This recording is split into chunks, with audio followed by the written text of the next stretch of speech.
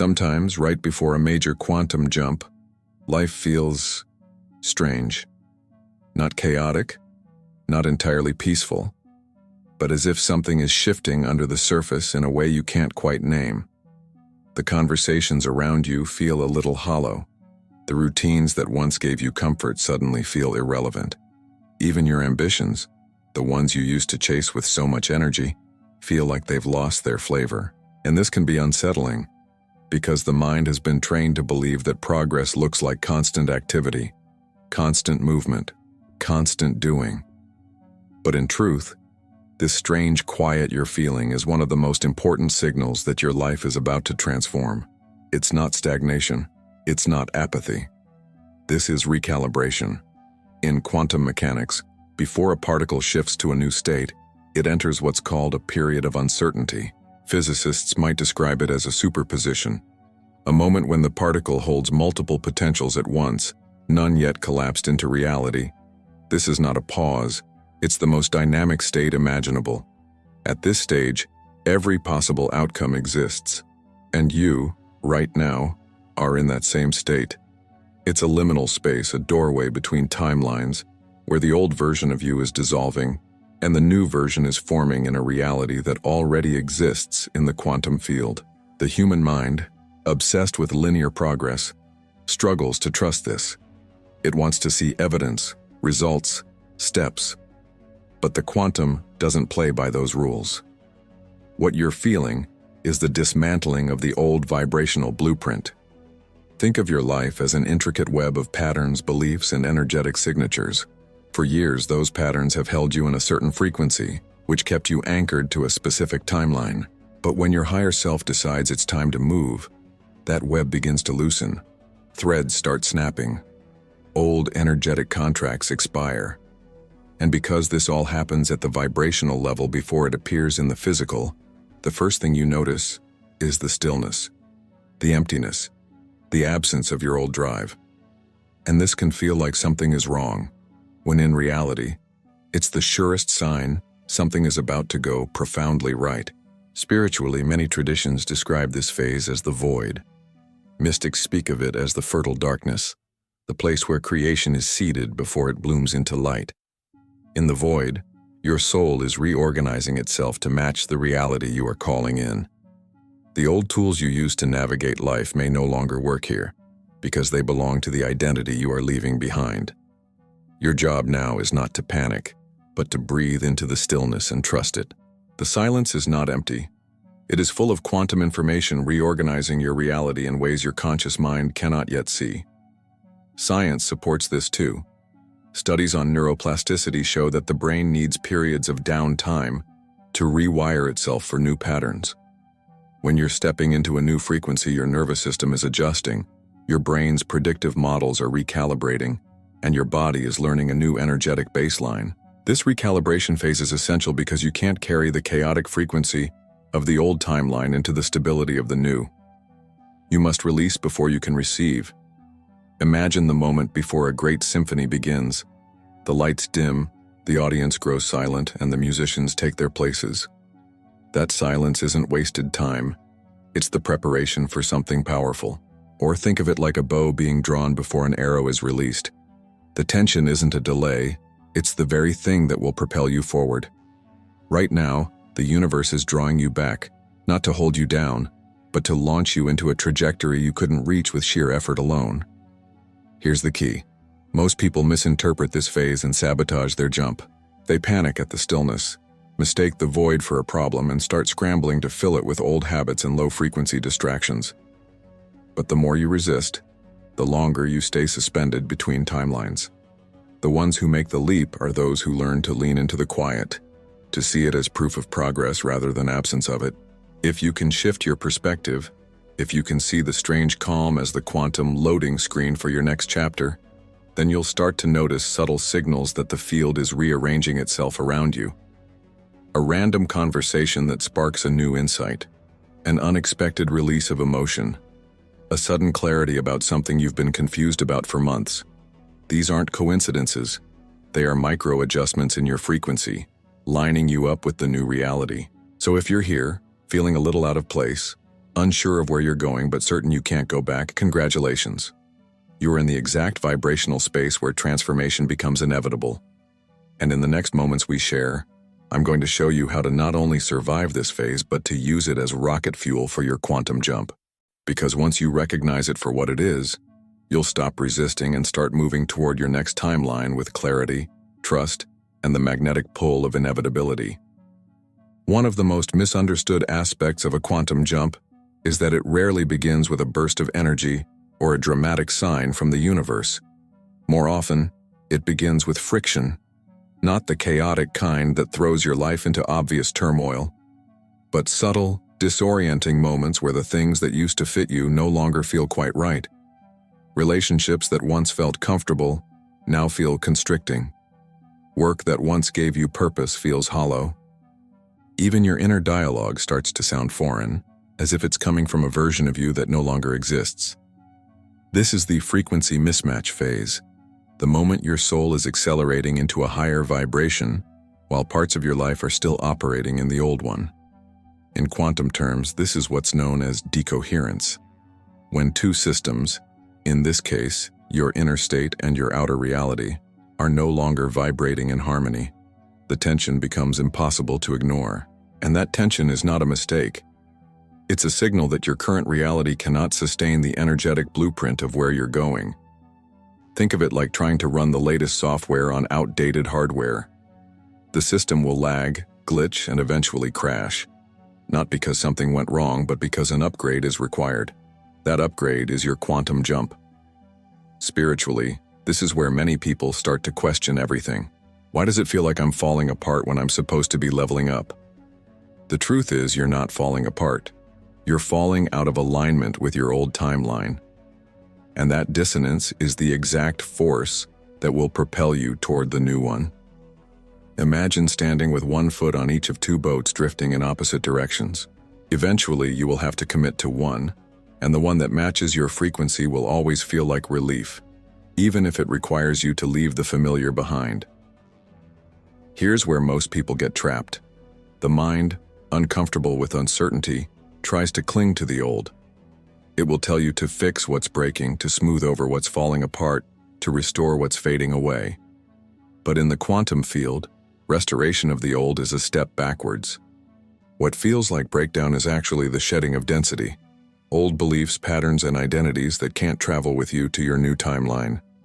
If you rush to patch them back together, you delay the jump. If you allow them to dissolve, you accelerate it. Physics gives us a metaphor here. When an electron jumps to a higher orbital, it must absorb a precise amount of energy, no more, no less. Once it reaches that threshold, it instantly transitions to the new state. There's no in-between. Similarly, your quantum jump happens the moment your frequency matches the reality you're moving into. Not when you force it, not when you push for it, but when you allow the old frequency to fully release so the new one can lock in. This is also why so much doing at this stage is counterproductive. The frantic need to fix, prove, or push is a sign you're trying to bridge two incompatible realities with effort, and effort is always a slower mechanism than alignment. The quantum field doesn't care how hard you work. It cares how purely you vibrate. A single moment of clear resonance will do more for your shift than weeks of unfocused action. If you've noticed lately that certain things are falling away, friendships, opportunities, even aspects of your personality, try this. Instead of asking, "How do I get them back?" ask, "What is this making space for?" That single shift in questioning changes your frequency from resistance to receptivity. In the quantum field, resistance is like static. It scrambles your signal. Receptivity is like a direct channel. It calls in the exact timeline that's already tuned to your desire. And here's the paradox. The more you try to rush this stage, the longer it lasts. Think of it as a necessary decompression chamber between who you were and who you're becoming. In scuba diving, if you ascend too quickly, you get the bends. Your body can't adjust to the rapid change in pressure. Spiritually, the same principle applies. If you try to leap without integrating the energetic changes, your system will pull you back to stabilize. This is why patience, trust, and presence are not passive states. They are active components of the jump. So if right now your life feels like it's half erased, if you're standing in the rubble of what no longer fits but can't yet see what's being built, you are exactly where you need to be. This is not a detour. This is the launch pad. The dissonance you feel is the energy winding up, ready to propel you into the reality that already exists for you in the quantum field. Your only job is to stop gripping the edge of the old boat and let the current of the new one take you. Because here's the truth. Your quantum jump is not waiting for the right time. It's waiting for the right you. And the moment you stop trying to fix what's leaving and start attuning to what's arriving, the field will snap into place around you. That's when the shift happens, suddenly, seamlessly, and with a sense of inevitability that will make you wonder why you ever doubted it. Right before a quantum jump, you might notice that your emotional world feels amplified, as if someone turned the volume up on every feeling you have. One moment you're buzzing with excitement, certain that something extraordinary is about to happen. The next, doubt seeps in, whispering that maybe you're imagining it all. This isn't moodiness or inconsistency. It's the emotional signature of a system in transition. In neuroscience, your brain operates on predictive coding, meaning it constantly runs mental simulations of what it expects to happen based on past patterns. Even as your higher self is pulling you toward a new reality, your subconscious is still clinging to the old blueprint, trying to run the outdated program because it feels safer. In quantum terms, this is superposition, the strange, fascinating state in which two or more possible realities exist at the same time. You are in both timelines, the old one you've been living and the new one you're stepping into. Your emotions become the flicker between them. When you feel surges of hope followed by waves of uncertainty, it's not a setback. It's a sign that your energy is oscillating between states as the field searches for coherence. The stronger the oscillation, the closer you are to a collapse, the moment when one timeline becomes the only one. This is why emotional fluctuations before a quantum jump often feel intense. The stakes feel higher because your inner compass is recalibrating in real time. Every belief, memory, and attachment you've carried is being scanned by your consciousness. Does this belong in the new reality? Or is this an artifact of the old? That process is emotional by nature, because emotions are the chemical signals of change. They tell your body that you're in unfamiliar territory, and your body's instinct is to keep you safe, which often means holding on to what's familiar even when it's not aligned. The mistake most people make here is interpreting the doubt as proof they're failing. They start thinking, if I was really close to my quantum jump, I wouldn't feel this much fear. But that's like thinking turbulence means the plane isn't flying, when in fact, turbulence means you're moving through layers of atmosphere that require adjustment. Your emotions are adjusting to an altitude you've never flown at before. The faster you learn to ride the currents instead of gripping the seat in panic, the smoother the journey becomes. Here's a powerful shift in perspective. Instead of labeling your emotions as good or bad, see them as energy signatures. Joy, excitement, fear, uncertainty, they are all currents of energy moving through your field. None of them are inherently wrong. They're simply telling you where your focus is in this moment. If you react to them as obstacles, you reinforce the oscillation. If you observe them as indicators, you begin to stabilize your signal toward the reality you want. From a spiritual lens, these amplified emotions are a form of initiation. The universe is essentially asking, can you hold your frequency steady even while the winds change? Because the timeline you are stepping into will also bring new experiences, challenges, and unknowns. Your capacity to remain coherent now is what prepares you to thrive later. In this way, emotional turbulence is not a test you can fail. It's the training ground that strengthens your vibrational stability. One practice that accelerates this stabilization is conscious neutrality. When the excitement is high, don't cling to it as the only sign you're on track. When doubt arises, don't treat it as a warning to turn back. Instead, breathe into both states, knowing they are temporary fluctuations within a much bigger trajectory. Imagine yourself as the eye of the storm, still, centered, watching the weather shift around you but not being carried away by it. This level of emotional mastery is the hallmark of someone who is seconds away from collapsing into their chosen reality. So, if lately your feelings have been all over the map, know this: you are not unstable, you are in motion. The field is adjusting to hold you in the frequency of your desired timeline. And the more gracefully you navigate these waves, the faster the oscillation resolves into a single, solid reality. Soon you won't be flickering between worlds. You'll have landed fully in the one you've been calling in. Most people imagine the final test before a quantum leap as if the universe were a stern teacher, standing at the front of the class with a red pen, waiting to mark their paper. But the truth is far more intimate and far more empowering. This isn't the universe deciding whether you're worthy. It's your own subconscious running its final diagnostic, surfacing the last fragments of your old identity so you can choose, consciously, to let them go. You might find yourself suddenly facing the same kind of challenges you thought you'd already outgrown. A conversation that pushes your buttons in exactly the same way an old relationship did. A money situation that triggers the same scarcity panic you felt years ago. Or a wave of self-doubt that sounds eerily familiar. These moments are not punishments. They're mirrors, reflecting back the frequency you used to inhabit so you can decide, once and for all, whether you still want to live there. From a neuroscience perspective, your brain loves efficiency. It will always reach for the most well-worn pathways first, the familiar responses, beliefs, and behaviors you've rehearsed for years. When you're on the brink of a quantum jump, those neural patterns are still firing, hoping you'll give them one last confirmation so they can stay in place. The only way to rewire them is not through force, but through demonstration, behaving as the new version of yourself, even when the old triggers are right in front of you. Every time you choose the higher frequency response, you weaken the old pathway and strengthen the new one. In the language of quantum mechanics, this is a collapse of the old probability wave. Until you make a new choice, both versions of you, the one who reacts from the past and the one who responds from alignment, exist simultaneously.